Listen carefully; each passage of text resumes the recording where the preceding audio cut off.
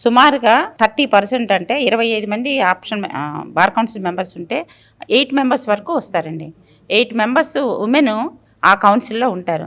కనుక రాష్ట్ర వ్యాప్తంగా ఈ 8 మంది మహిళా న్యాయవాదులు బార్ కౌన్సిల్ మెంబర్స్ అయితే రాష్ట్రానికి, తద్వారా దేశానికి, అంతేకాకుండా ఇప్పుడు ఇక్కడ ఉన్న ఎవరైతే బలహీన బడుగు న్యాయవాదులు ఉంటారో లేకపోతే కక్షిదారులు ఉంటారో ఉమెన్కి, వాళ్ళకి సేవ చేయడానికి చాలా అవకాశం కల్పించింది.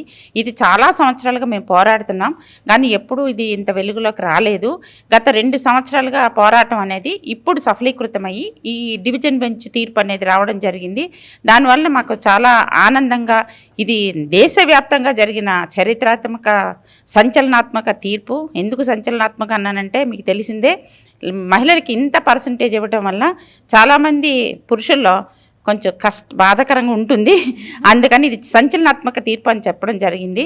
కానీ మేము మా జీవిత పర్యంతం మహిళా న్యాయవాదులందరూ మా చీఫ్ జస్టిస్ ఆఫ్ ఇండియాకి రుణపడి ఉంటాము.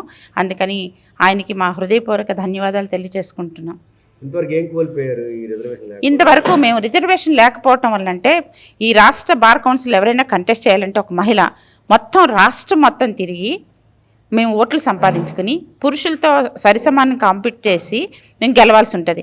అది ఒక మహిళకి ఎంత కష్టతరమో ప్రపంచానికి తెలిసిందే. ఎందుకంటే మహిళ అంటే నాట్ ఓన్లీ ఒక వర్కే కాదు కదా, కుటుంబాన్ని చూసుకోవాలి, పిల్లల్ని చూసుకోవాలి, ఇల్లు చూసుకోవాలి, రాష్ట్రం మొత్తం తిరగాలంటే చాలా కష్టం.